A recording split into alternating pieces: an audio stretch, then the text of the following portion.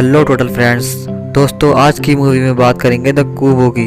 इसमें एक लड़का होता है जिसकी एक आँख नहीं होती है, क्योंकि उसके नाना ने उसकी एक आँख ले ली होती है, जो कि एक मॉन्स्टर होते हैं। वो उसकी दूसरी आँख भी लेना चाहते हैं, तो वो उन्हें अपनी दूसरी बेटियों को इसकी आँख लेने के लिए भेजते हैं। तो दोस्तों चलिए शुरू करते हैं इस वीडियो को।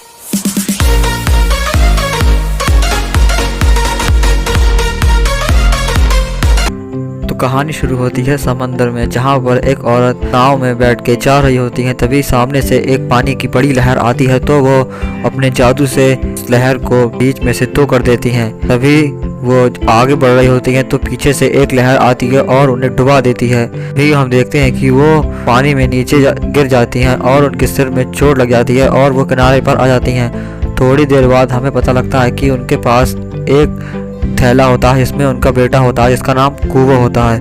वो उसके पास जाती हैं और उसे बचा लेती हैं। तभी 10 साल बाद हम देखते हैं कि वो सो रहा होता है। जब वो सो के उठता है तो उसके पास एक लकड़ी का बंदर होता है।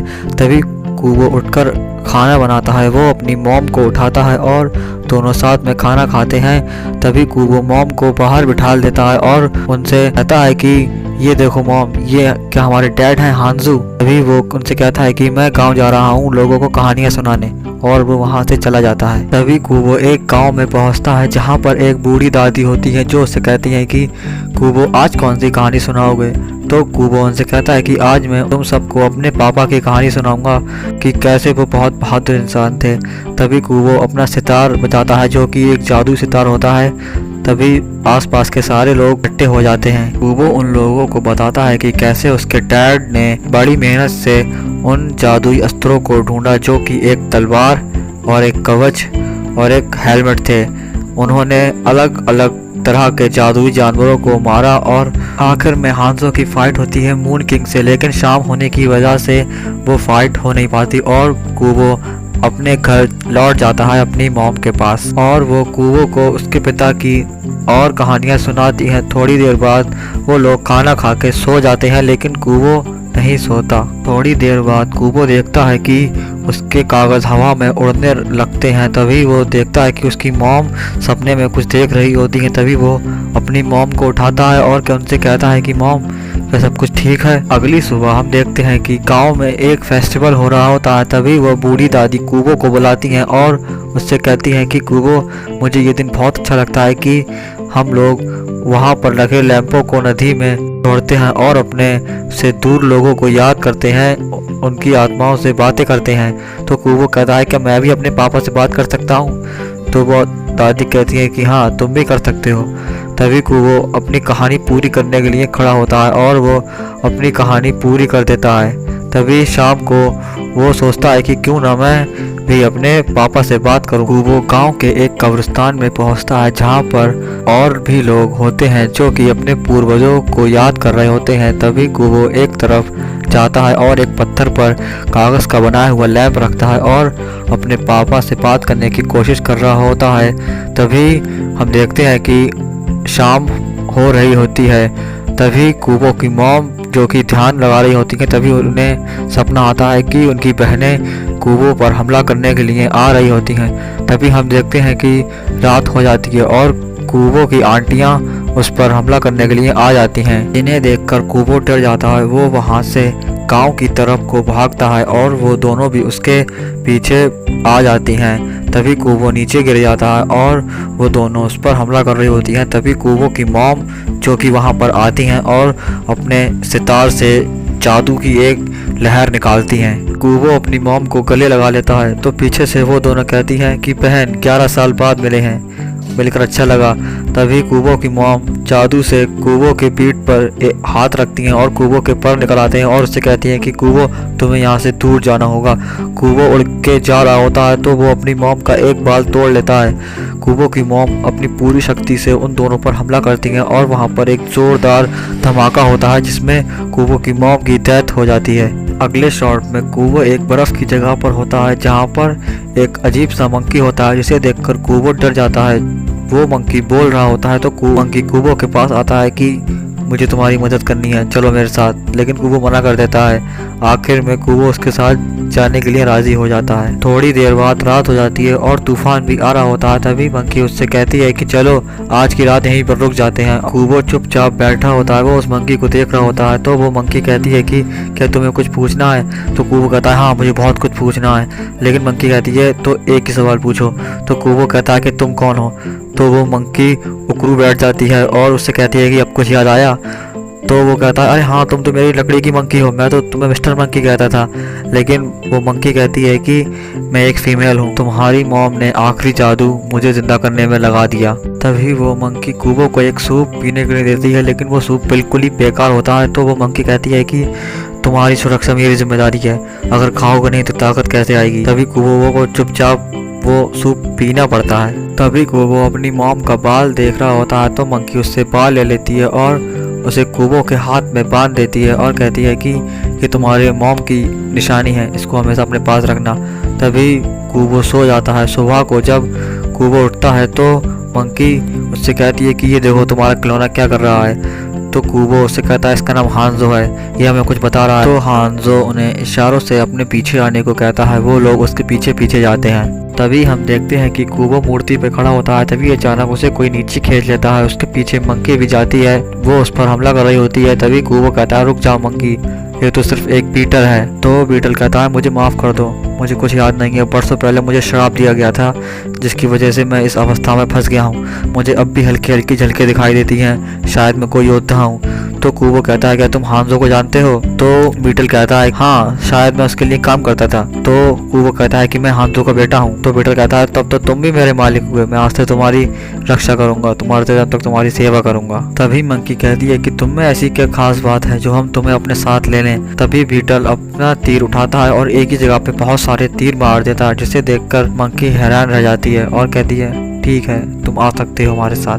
तभी मंकी बीटल को बताती है कि हमें कुबो के नाना को हराने के लिए वो सभी चीजें चाहिए होंगी। तभी कागज का हांजू एक रास्ता देखता है, बीटल उसे तोड़ता है और वो एक जगह में पहुंच जाते हैं जहां पर उन्हें एक तलवार दिखती है जो कि एक हड्डियों के हाथ पर होती है। बीटल वहां जाता है और वो तलवार निकाल लेता है, लेकिन तभी वो हाथ हवा में उड़ने लगता है और वहाँ पर सारी पड़ी हुई हड्डियाँ हवा में उड़ने लगती हैं और वो एक कंकाल बन जाती हैं जो कि उन पर हमला कर देता है। तभी मंकी अपनी तलवार से उस पर हमला करती है, लेकिन वो तलवार टूट जाती है।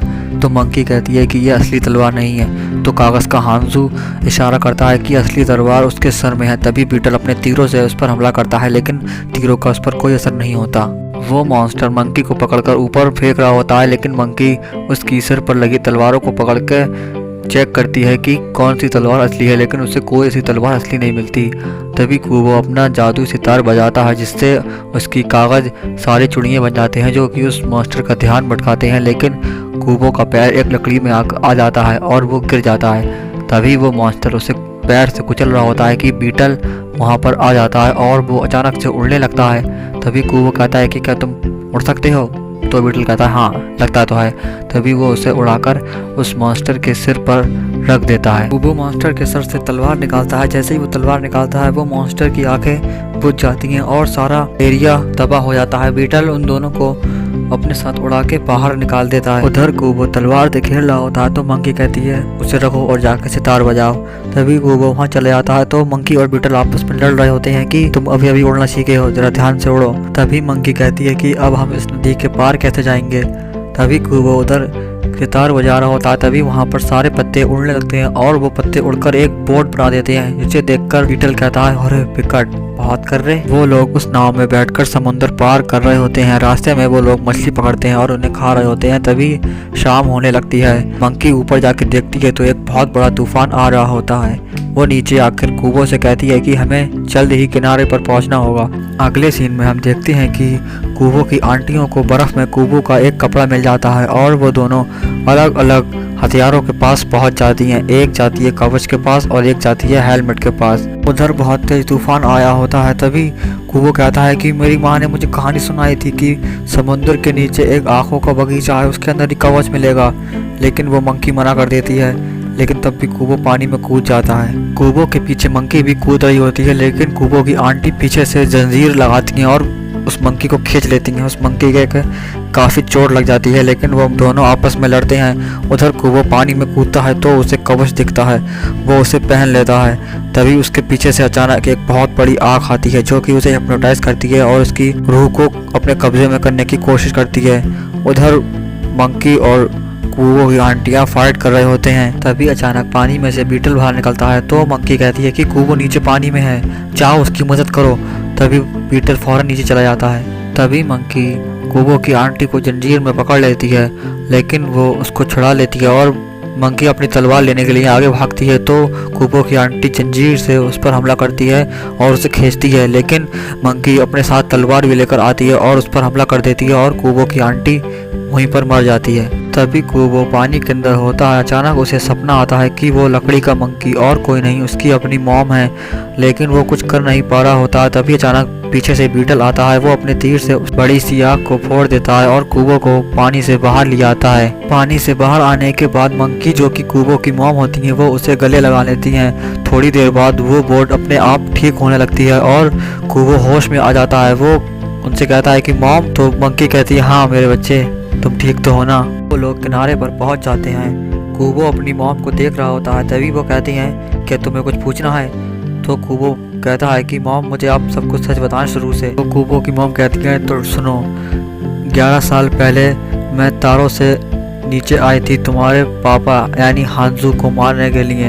हम दोनों में काफ़ी देर तक लड़ाई भी हुई। तभी उसने मेरी आंखों में देखा और कहा कि तुम मेरी खोज हो। तभी हम रुक गए और एक अजीब सी फीलिंग हुई। थोड़े समय बाद तुम पैदा हुए, लेकिन तुम्हारे नाना को ये बर्दाश्त नहीं था। उन्होंने सब खत्म कर दिया। मुझे वहाँ से तुम्हें लेके भागना पड़ा।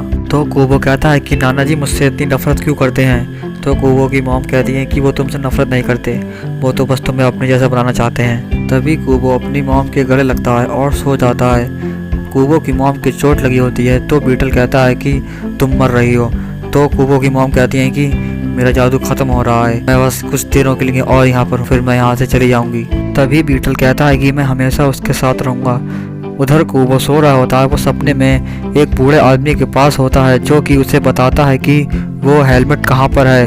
वो हेलमेट उसके पिता हांजू के किले में होता है। तभी कुबो उठ जाता है। तभी कुबो बीटल और अपनी मॉम को उठाता है और उनसे कहता है कि मुझे पता है वो हेलमेट कहाँ है। वो उन्हें लेकर उसी किले में जाता है। जब वो उस किले में अंदर घुसते हैं तो कुबो अंदर देखता है कि एक दीवार पर उसकी फैमिली की फोटो होती है, दूसरी दीवार पर हड्डी के मॉन्स्टर की और तीसरी दीवार पर कवच की फोटो होती है। चौथे एक दरवाज़ा होता है जिसपे वो की हेलमेट होता है। कुबो वो दरवाज़ा खोलता है तो आंगन में पहुंच जाते हैं। बीटल कहता है कि ये कुछ आसान नहीं है। उधर मंकी एक कागज़ पर देखती है कि वो हेलमेट गांव में एक सीढ़ी पर टंगा होता है और वो समझ जाती है कि ये सब कुछ एक प्लान था हमें यहाँ फंसाने के लिए। तभी कुबो की एक आंटी जो बच जाती है वो वहाँ पर आ जाती है और मंकी और बीटल को पकड़ लेती है और कहती है कि कमाल है, आज पूरी फैमिली साथ में है। तो मंकी कहती है पूरी फैमिली से तुम्हारा क्या मतलब है। तो वो कहती है कि तुम्हें अब भी समझ में नहीं आया, तुम इस बीटल के इतने टाइम से साथ में हो, ये वही है जिसे मैंने श्राप दिया था, यही हांजू है। तो वो कहती है क्या ये हांजू है। तो बीटल कहता है क्या मैं हांजू। तभी मंकी अपने आप को वहाँ से छुड़ा लेती है और उस पर हमला करती है, लेकिन वो उसे ज़्यादा हरा नहीं पाती। वो मंकी को नीचे फेंक देता है और वो उसे मार रही होती है कि तभी अचानक पीछे से हांजू आता है। वो उसे बचा देता है और उससे कहता है कि तुम मेरी खोज हो। तभी कुबो की आंटी पीछे से उस पर तलवार से हमला कर देती है और बीटल वहीं पर मर जाता है। भी मंकी कहती है कि हांजू। उधर कुबो अपने सितार के पास जाता है और बहुत जोर से सितार बजाता है। तभी वहाँ पर एक बहुत जोरदार रोशनी होती है। थोड़ी देर बाद हम देखते हैं कि वो अकेला खड़ा होता है। उसकी फैमिली जो कि अब जा चुकी होती है वो अपने पिता यानी हांजू का तीर का धागा अपने हाथ में लपेट लेता है। कुबो वहाँ बैठकर रो रहा होता है। तभी वो देखता है कि एक पर्चे पर हेलमेट होता है जो कि उस गांव में होता है। वो तभी अपना सितार बजाता है और वहाँ से उड़कर चला जाता है। कूबो वहाँ से उसी गांव में जाता है जो कि अब खंडर बन चुका होता है। वो वहाँ से हेलमेट लेता है और तभी वो देखता है कि वहाँ पर और भी लोग छुपे होते हैं। वो उनसे कहता है कि तुम लोग यहाँ से चले जाओ, यहाँ पर बहुत खतरा है। तभी वो हेलमेट पहन लेता है और कहता है कि नाना जी मैं तुम्हारे सामने खड़ा हूँ, जल्दी आओ। थोड़ी देर बाद वहाँ पर कूबो के नाना जी आ जाते हैं। वो उससे कहते हैं कि कैसे हो मेरे बच्चे। तो कूबो कहता है कि तुम्हें मेरी आँख क्यों चाहिए। तो उसके नाना जी कहते हैं कि मैं चाहता हूँ कि हम दोनों अमर हो जाएं, इसलिए मुझे तुम्हारी ज़रूरत है। लेकिन कूबो मना कर देता है, तो मुझे ये अपने आप ही करना होगा। तभी वो एक मॉन्स्टर बन जाते हैं और कूबो को धक्का देते हैं। कूबो वहाँ से कब्रिस्तान में जाके गिरता है। कूबो के नाना उसके पीछे पीछे आ रहे होते हैं। तभी कूबो समझ जाता है कि अब मुझे अपनी अकल से काम लेना होगा। तभी वो अपने सारे हथियार एक तरफ रख देता है और अपने माँ के बाल और पिता के धनुष से अपने सितार को ठीक करता है। और उसके नाना उसके सामने आते हैं तो कहते हैं कि अब भी वक्त है कूबो, मेरे साथ में आ जाओ। लेकिन कूबो मना कर देता है। उधर गांव वाले ये सब कुछ देख रहे होते हैं। तभी कूबो कहता है कि मैं जानता हूँ तुम्हें मेरी आँख क्यों चाहिए। तुम चाहते हो कि मैं किसी की भी यादें और किसी की भी खुशी अपनी इन आँखों से नहीं देख पाऊँ। तो कूबो के नाना कहते हैं तुमसे सब कुछ छीना गया है।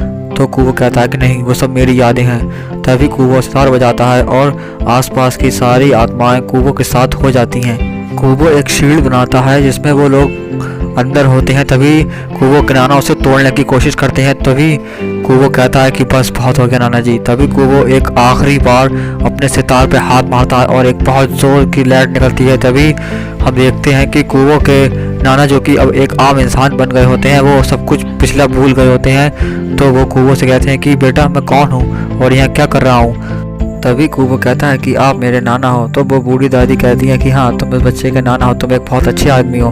तभी एक छोटी बच्ची कहती है कि हाँ दादाजी आप हम सबको खिलौने देते थे। वहाँ पर खड़े और भी लोग भी यही कहते हैं। तो कूबो के नाना कहते हैं लगता है मैं बहुत अच्छा आदमी हूँ। तो कूबो कहता है कि हाँ नाना जी आप वाकई में बहुत अच्छे आदमी हैं। तभी वो सब लोग अपने अपने पूर्वजों या अपनों से दूर लोगों के आत्मा की शांति के लिए नदी में लैंप छोड़ते हैं। उधर कूबो अकेला ये सब कर रहा होता है। तभी वो नदी में लैंप छोड़ता है। तभी हम देखते हैं कि कूबो के मॉम डैड कूबो के साथ होते हैं। तो दोस्तों ये वाली वीडियो भी यहीं पर ख़त्म होती है। वीडियो अच्छी लगी हो तो लाइक करें और ऐसे ही और वीडियो के लिए चैनल को सब्सक्राइब करें। हम ऐसी और नई वीडियो जल्द ही लेकर आएंगे। मिलते हैं आपसे अगली वीडियो में।